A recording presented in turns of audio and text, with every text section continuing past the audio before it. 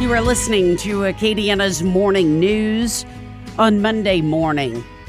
It was just about 7 o'clock this morning, really, as the sun was coming up, that former Governor Edwin Edwards passed away surrounded by family and friends. Joining us on the line at this time, Leo Honeycutt, Edwin Edwards' biographer. And I said it before, I'll say it to you again. I know he was your friend. And I know to you and to all of his family and friends, our condolences on the loss of your friend. Thanks. Leo, I read the biography of Edwin Edwards. Let's talk a little bit about, obviously anybody in the state of Louisiana knew Edwin Edwards, but you did get the chance to sit down and spend an awful lot of time with this man. What do you want to say about him, and how different was it for you learning the headlines and then getting to talk to him one-on-one so many times? Well, that book took the better part of 5 years to research and write. I did do, obviously, a lot of interviews with him, but I'd done interviews with him along the way ever since I was in my 20s and started covering the legislature in the late 1970s. So, and way back then, his quick wit was funny sometimes, but other times it was kind of cutting. So I didn't really like him that much because he did seem to treat the press, kind of beat us up a little bit. But, in the research, when I started piecing together all those years and looked at the legislative sessions and basically compressed Louisiana history, into that 5-year period, I found that he was probably one of the best administrators of state business that the state ever had. He really pulled together so many different programs, and mostly for people who didn't have a voice at the Capitol, and that was his modus. That's what he wanted to do. He wanted to try to help as many people on the lower end as he possibly could, under the feeling that if he could lift their standard of living with more jobs and opportunities, that it would lift the entire state. So that was really it in a nutshell. Talk to me a little bit about with him growing up, Avoyles Parish, is that correct? He grew up there? Right, in Marksville, yes. Mm-hmm. Was faith a big part of Edwin Edwards' life? Well, absolutely. His mother was very devout Roman Catholic, and his father was Episcopalian, and they had spirited discussions about religion, and the parents decided they were going to let their children decide which faith that they would go into. And Edwards had a grandmother who was Nazarene, and so he began going to the Nazarene church, where he became a youth minister, and he did that for many years. But over time, he found or felt like that he could do more for more people in the political realm, and that's the reason why he wound up being on the Crowley City Council not too long after he graduated LSU, and then he won the state senate in 1964. Then he became a congressman in 1965, and then was a congressman until his first term as governor in 1972. Of course, then we all know he had 4 terms after that.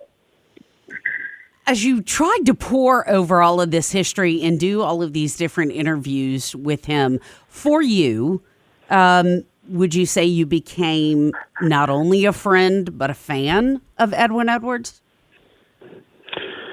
Well, whenever you do a biography on someone, it's really better to try to be a fan, because while you, as a journalist, I'm obviously going to go back to the public record, and that is where I pulled 98% of my material for the book, was going back and trying to piece together things in real time as they were happening, not in his remembrance necessarily, because he wasn't, while he had an extremely good memory, the truth is that, he could remember everything in absolute detail. So,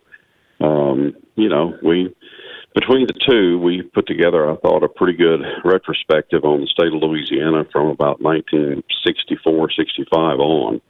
And, and I don't know, it was as much a biography of the state as it was of him. And he acknowledged that. He knows that, because he was obviously so instrumental in so many things that happened in modern history. Let me ask you about if you, and I know there were so many extensive conversations over the years, whether it was writing the biography or y'all's friendship. If Edwin Edwards had to pick one thing that he might have been most proud of in terms of the state of Louisiana, what do you think he might have chosen if he were going to write the top thing that he felt that he accomplished for the state? Wow. I know. I should have prepared better for this interview. Well, and I know this is all I know it's hard for you, and I appreciate that. We've been up all night, yeah, and so I'm really, kind of dizzy. But one of the main things he did alike was that they put out. Let me see. Put aside, I guess it must have been, if I remember the figure right, about $500 million for a education trust fund that came out of the Texaco settlement, as I recall. I mean, some of the details I don't have them right in front of me, but that was one of the things he was most proud of, because everybody had assumed that the legislature were going to spend all the money down to the last dime, and they didn't. Mm-hmm. They were one of the few states. Louisiana became one of the few states that set aside all that money for education, specifically and it couldn't be tampered with. So that was one of the main things I know he was proud of. He was also the governor who funded the Superdome. The Superdome, as everybody knows, was John McKithen's dream, but John McKithen was not in office to see it through. Edwin Edwards is the one who saw it through, and he's the one who got the funding and floated the bonds. And right up until it opened in 1975, he was trying to make sure that everything got done on time, because they did have a deadline on when it was going to be set to open, with Johnny Cash and June Carter Cash and other bands and dignitaries who were coming in for it, and he made sure that it got opened on time. Though there were a lot of threats from different contractors and all that said, "Well, we can't open on time because we're not going to be finished." And he said, "Oh, yes, you will," and they did. Now there'll be some people who today, upon hearing this news, will criticize Edwin Edwards and will question some of the praise that he will get today. Whether they are right or wrong to do that is right. Up to personal opinion. What do you say to the people who will say, "Why are we praising a man who went to prison for 10 years? Why are we praising a man with a checkered past?" What do you say to those people? Well, I was one of those people. Mm-hmm. For many years, early in the process, because I didn't like what I considered his arrogance, and there were a number of other things that I didn't like about his lifestyle. But at the end of it, if we're all going to be judgmental, then we have to take the judgment ourselves. And so I've had to grow up into that realization that if I'm going to throw stones, just expect to get those stones thrown back. In his particular case, Edwin Edwards did far more on the plus side than he did on the negative side. And after having done the research for those 5 years, then I realized that, he actually had done a pretty good job. And there was a part of his personality that was just like, go ahead and criticize all you want to, but at the end of the day, we're all kind of paddling our own canoes, but we are also paddling in a collective way. And if you think that you can do a better job, then you get in and do the better job. And I really can't say that, politics is just a difficult game to begin with, and it seems like it's getting more difficult as time goes on. Mm-hmm. We've gerrymandered districts to produce a certain kind of candidate, and those candidates become extremists, and then those extremists lend to themselves to gridlock.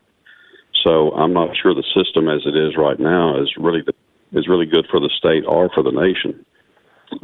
But in his case, he did have a heartfelt need to do something for people who couldn't, and he was sort of criticized a lot for that by the status quo, and there were campaigns that were mounted against him by people who could fund those campaigns. So part of the thing that painted him into such a dark picture, came from that. I would urge anybody who really wants to know what the truth is, would be to read the book, specifically about the investigation and the trial chapter when he was convicted in 2000.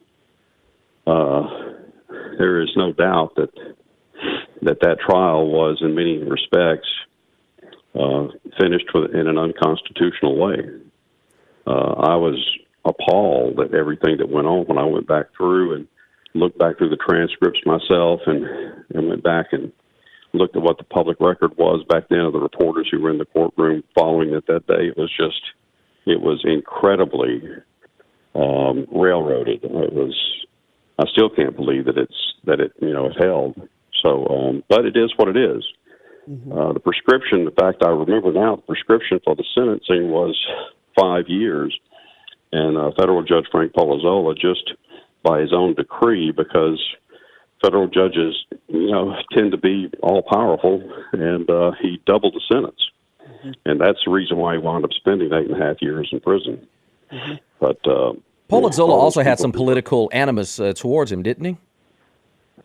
Well, yeah, it kind of goes back a long way. There was Judge Palazzolo was rightfully trying to stop a lot of the overcrowding of prisons, particularly Angola, and he and Edwards went head-to-head over funding.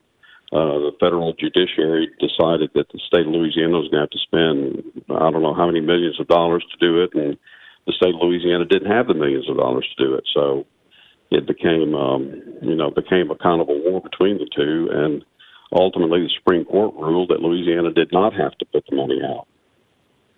So that's really kind of what started that process.